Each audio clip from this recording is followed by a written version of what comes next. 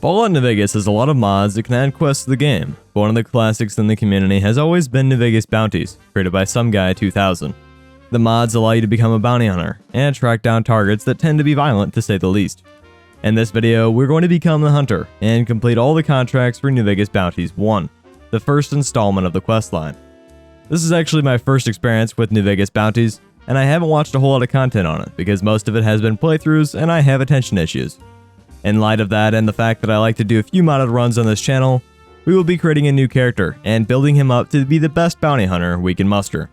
Before we get started here, I do want to reiterate the fact that I have not played these before.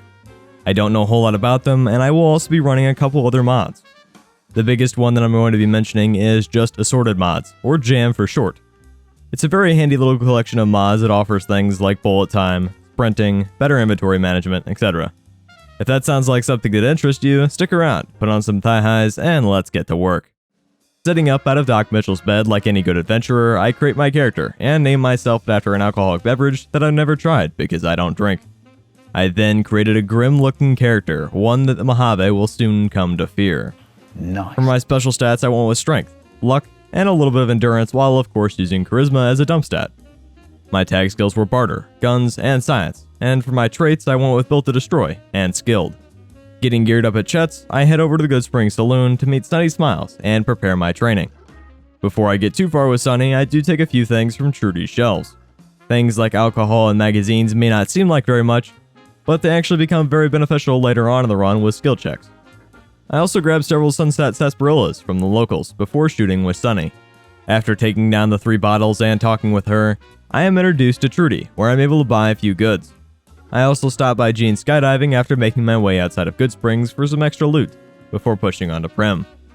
Once inside the town, I take down a couple convicts with my 10mm pistol, and introduce myself to Nash. At this point, I'm just trying to interact with as many traders as possible, because it'll be pretty beneficial throughout the run to sell gear that I don't want from all of my bounties. On my way to the bounty hunting shed, I took care of my grandpa, who had turned into a feral ghoul after he had a bad bowl of Cheerios. After stashing as many prunes as I could get my hands on, I am introduced to Steven Randall, my hot dad who I will be dealing with for the entirety of this particular run. He allows me to hunt down bounties, and it's actually really interesting introducing a completely new voice character. They do this at several points of this run, and it's a shame that I'm going to have to say this, but we won't actually be listening to any of their dialogues. This is because you guys love the sound of my gravelly voice, and I try to avoid making my videos boring. Instead, I will be summarizing the basics of what he says. Randall says that as long as I like men, I am welcomed into the organization, and that I am tasked with hunting down a former NCR Ranger, who is apparently the best marksman in the Mojave. He has become insane and turned to banditry and murder. You know what this sounds like? A job for a bottom. Double checking the fact that I am on hardcore and very hard, I level up because I stumbled across the location of Chance's grave. I of course grabbed barter and confirmed bachelor, because you know we're going to be making out with Major Knight this run. I'm too lazy to walk the long way to get to the ex-NCR Ranger, so I end up taking the short way, which allows me to grab a few things from Chance, like his virginity. I ran past the cazadors, but I wasn't able to make it past these hot lizards, blocking me from my bounty. Fortunately, the 10mm again made quick work of them, and they're only young. It is at this point in the script that I regret calling them hot, but I'm afraid that these fingers don't feel emboldened enough to move the mouse over to change what has already been written. Using Sunny's rifle, I'm able to take down Tom Quigley. He actually happens to drop something that would end up being a very beneficial part of this run, the Ferguson rifle. As you'll come to find out, it allows us to take down all of these contracts without getting too close. One thing I do want to mention about this mod before we get too much further into it is that it is amazing, hands down. Being able to read and interact with these characters was an absolute pleasure, and I highly recommend, despite the sometimes messy voice acting and lack of choices in dialogue, that you guys should check this out. There are a lot of documents that you guys are going to miss out on, including the cleverly named book that I had found in the duffel bag. Steven Randall congratulates me for completing the bounty, and I hear a man named Chesty who is potentially involved in something rather vile. To find out who actually did what, I end up making my way through Hidden Valley, say hello to Neil, grab some stuff from the dead NCR Trooper, trade with the arms merchant and Samuel, and finally meet Chesty. Chesty mentioned that there was a giant explosion, and that there is a wrecked caravan nearby. I end up taking a little bit of a detour and putting the Ferguson rifle to good use on some Brahmin. To summarize, their heads were explosive, like my diarrhea. While in the area, I also take the time to grab some combat armor and deal with a golden gecko. Vindertron welcomes me into his beautiful, well-oiled arms, and I also talk with Blake for any extra medical supplies. Finally getting to the wrecked caravan, I run across a diary that suggests that they were heading to assault the Brotherhood of Steel safe house.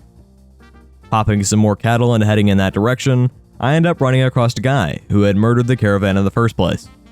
I'm not sure how to pronounce his name, so I'm just going to let this footage play of me blasting his head off. Something that was particularly more difficult was this young Deathclaw that appeared out of nowhere.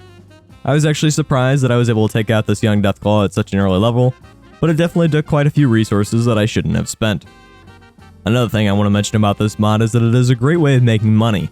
There are a lot of bounties to be had, and many of them offer 500 to 1,000 caps, meaning that even late game players may benefit from this encounter if they aren't spec'd into repair. This time around, he introduces me to Eileen, a vicious fiend. Passing by the place where my favorite femboy sleeps, I utilize the Ferguson rifle to take down the nearby fiends and wait for my target to get a little bit closer. Eileen actually seems like my type of chick. Back when I was invested into BDSM, things got a little bit crazy. Not as crazy as chopping off my balls, but pretty close. After taking her down with Chance's knife, I returned to Mr. Randall and learned that the new leader of the Jackals, named Colin, was conveniently pretty local at the police station. I take down a few goons of his outside and level up, grabbing some barter, speech, and comprehension. This will of course allow me to make better use of skill books in the future if I start doing a bunch of quests. Popping inside, blasting some more heads in a way that YouTube doesn't care for too much, and stepping on a green mantis, I run into Colin. Colin is actually comical because he is a beefy boy. So beefy in fact that I have compiled all the times that I fired the caravan shotgun at his face. I'm gonna let you sit back, relax, and enjoy this footage.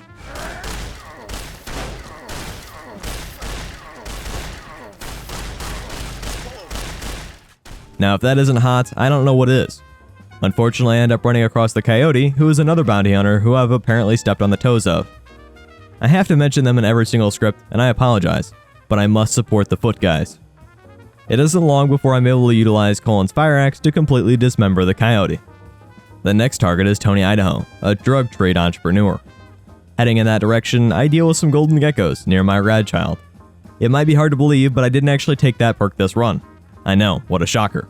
Please don't unsubscribe, I love you too much.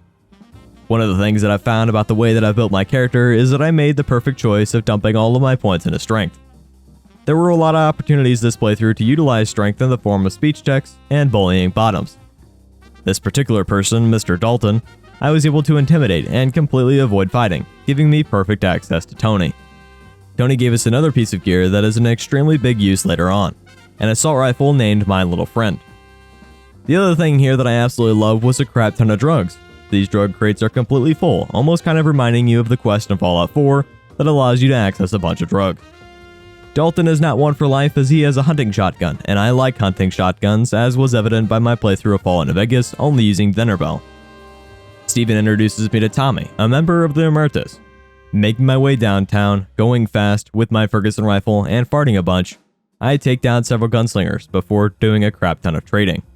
I just want to point out that there are 4 individual clips on screen right now. I mean, if that isn't sensory overload, I don't know what is. As previously promised, I do make out with Major Knight. He's very cute, and he enjoys my company. This allows me to get 1 free repair from him, and I repair all of my gear, because I appreciate a good sugar daddy. Finding Tommy hidden in a shack, I take him down with a hunting shotgun and grab all of his gear. My mistress introduced me to another bounty, Alex. Apparently he has been bullying members of Freeside. I ended up finding one of the people who he bullied to death by skinning, quartering, and butchering. That's a lot of adjectives, and I'm not sure I know what each one of them mean. Because of that and my utter confusion relating to this topic, I blasted his head in with a shotgun. It was so satisfying in fact that I ended up doing the same thing with all of his friends with My Little Friend. Ladies, if this is what you call small, I'm not sure if there's any hope for the future baby owls. Gearing up a little bit more of the gun runners, I return to Randall, and he tells me that there has been somebody abducting children. You all know my opinions on pedophiles and how much that I wish that they would all burn in fires, so I talked with Ricky and bullied him into submission. Fortunately, Ricky is not a child. What I did find at the site that Ricky had mentioned was Freddy Krueger. At this point I died laughing, and it was a great time. Honestly, it makes me want to play Fallout New Vegas as Freddy Krueger.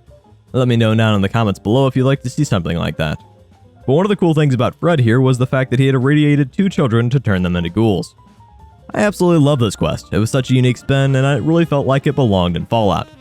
Randall satisfied my praise kink, and I learned the potential that rad scorpions were disturbing the caravans. Me being the clever investigator that I am, I killed some rad scorpions and learned that there was a map indicating a shelter nearby. Why someone would leave this conveniently placed map here, I don't know, but it allowed me to access a strange bunker and plenty of food. I, of course, being the hoarder that I am, I end up stealing everything before running downstairs and talking on the intercom. The gentleman who had put together this collection of food wanted to tickle my feet repetitively, so he locked me up in a much larger cage than what I'm used to.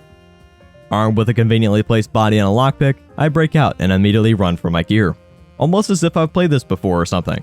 I totally haven't, because that would mean that I would have died, and I never die. As soon as I have my little friend, I'm able to take down Mago with very little resistance. It turns out that he was trying to abduct people and eat their flesh. This is apparently not allowed in the Mojave, which kind of encourages me to do a cannibal-only run. We're just coming up with all sorts of runs for me to do. Steven then tells me to hunt down myself. Me being Jack Daniels, I am told to hunt down Jack. There's a joke somewhere here, but I can't find it. Jack ends up looking slightly more Eastern than what I look like, and he tells me that Randall's and associates are trash.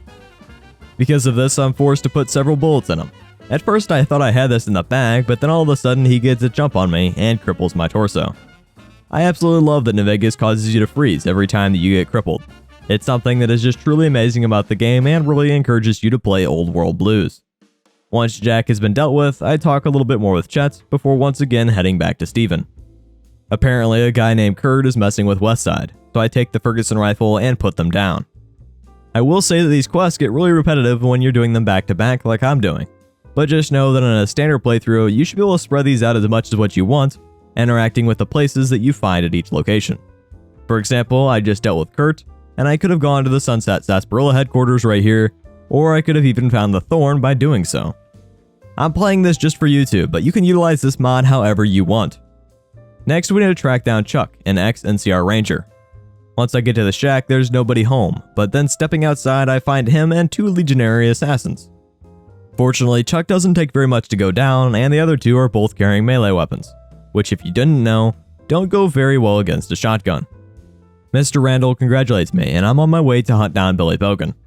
It sounds like a fake name that the Winchesters would have given any time that they needed to step into a police station.